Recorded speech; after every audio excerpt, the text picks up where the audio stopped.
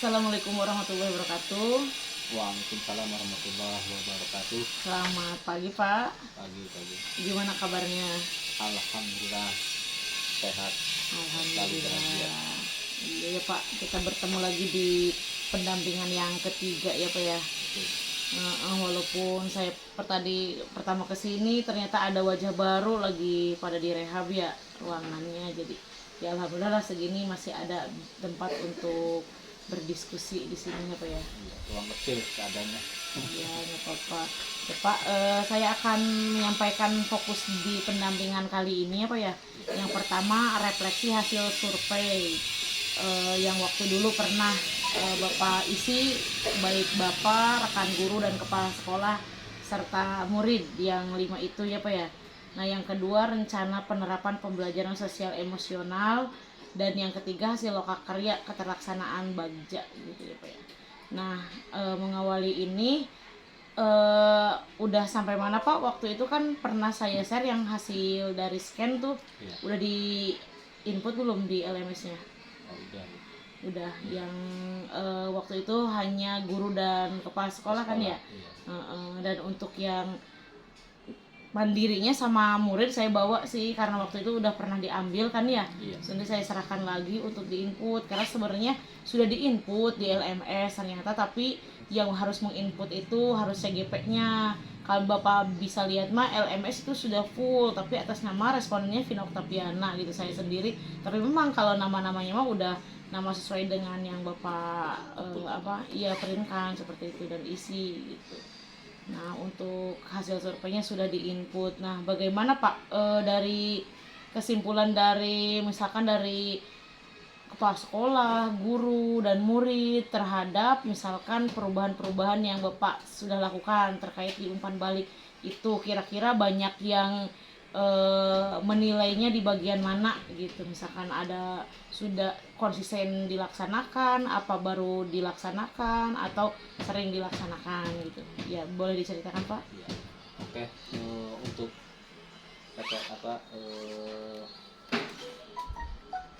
formulir yang kemarin dibagi, Iya.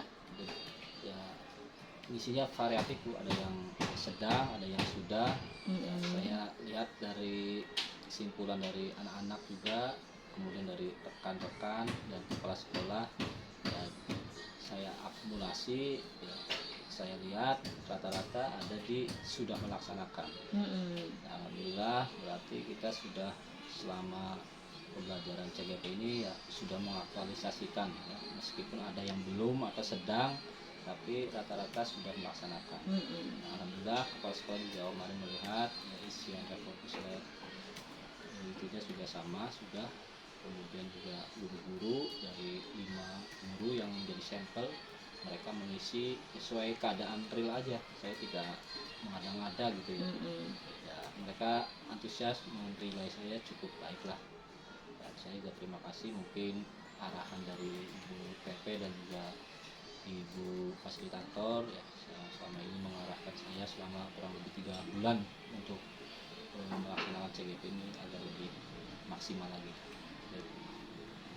Baik, luar biasa sekali ya Pak ya, dari umpan balik guru gitu dan kepala sekolah rata-rata memang sudah baik gitu ya Pak ya.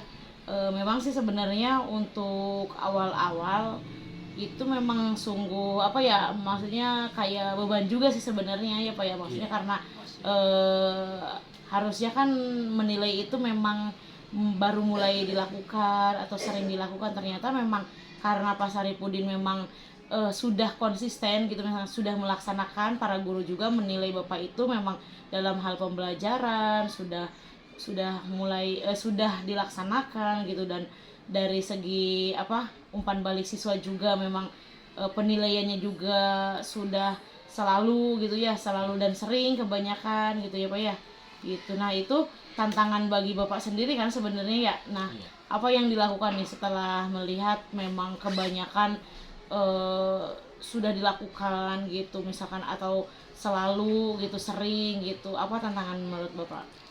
Ya ke depan tentunya saya akan berusaha lebih baik lagi sesuai dengan kriteria umpan balik dari yang angket itu dibagikan ya. Saya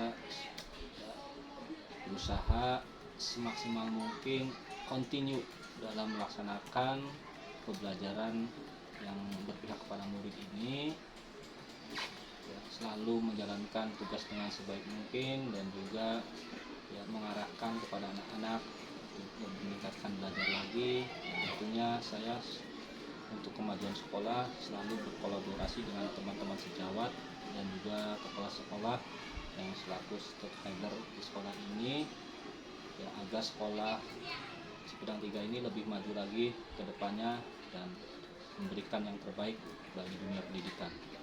Baik, luar biasa sekali Pak ya. Jadi intinya dari Bapak sendiri gitu ya, dari umpan balik yang memang luar biasa dari pandangan guru-guru dan siswa serta kepala sekolah, tantangannya memang harus tetap terus dilakukan gitu Konsisten. dan ya konsisten gitu secara kontinu, berusaha maksimal, dan pada intinya kan demi kebaikan sekolah juga ya Pak ya, demi kebaikan istilahnya murid gitu dan lingkup besarnya sekolah gitu, karena kalau bukan kita siapa lagi gitu ya Pak ya. Betul, betul. Gitu ya.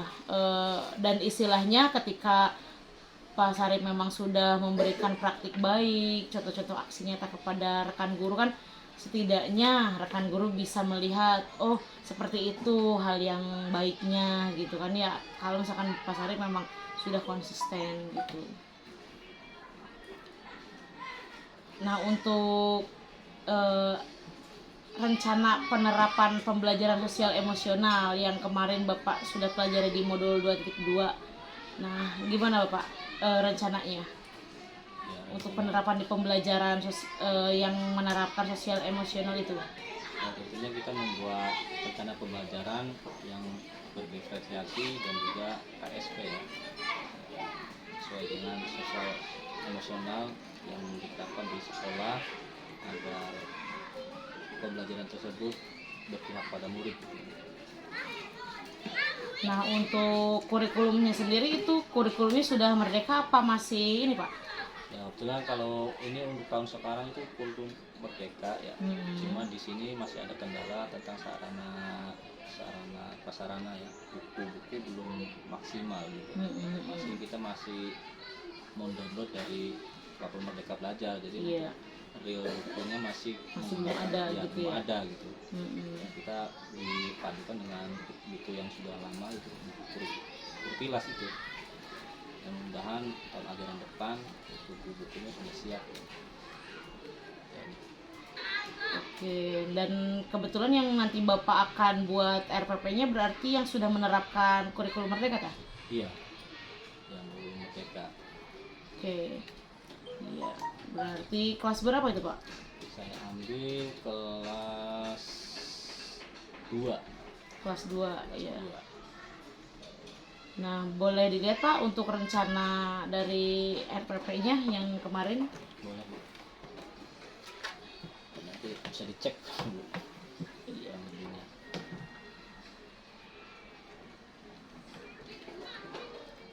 Nah, ini untuk pembelajaran berdiferensiasinya ya Pak ya. Diferensiasi apa Pak? Apa konten, proses, apa produk? Prosesnya. Proses ya. Berarti bagaimana, boleh diceritakan Pak? Prosesnya seperti apa? Jadi murid di sini bisa melaksanakan studi ya dari awal sampai akhir dengan baik dan benar. Ya, jadi ini kan proses langkah pertama sampai akhir, cara berwudu dengan baik dan benar sesuai dengan tuntunan agama Islam. Iya, prosesnya ya. Nah, tapi kalau boleh saya tambahkan, kalau misalkan dari diferensiasi proses yang Bapak akan ambil, berarti kan cara penyampaian Bapak terhadap materi berwudu, kan anak itu misalkan dari segi konsep gitu ya Pak ya, proses itu misalkan ada anak yang paham dengan hanya dijelaskan, ada anak yang paham dengan cara dilihatkan video, cara berwudu yang benar, ada anak yang paham baru ketika melihat visual gitu. Nanti mungkin terlihat prosesnya di sana mungkin. Iya. Gitu. Jadi nanti ada Bapak bisa Media tambahkan pembelajaran, ya media dari pembelajaran, prosesnya audio visual ya, medianya. medianya nanti saya akan bisa nonton bersama tata cara melaksanakan itu dengan baik dan benar. Oke, Nah, iya. nanti mereka melihat dan mendengar langsung ya. Nah, biasanya kan digali anak-anak ini kemampuannya apa di audio, apa di visual. Nah, Iya, nanti benar-benar. semuanya terangkum semua di situ, sehingga mereka bisa melaksanakan dengan baik. Iya.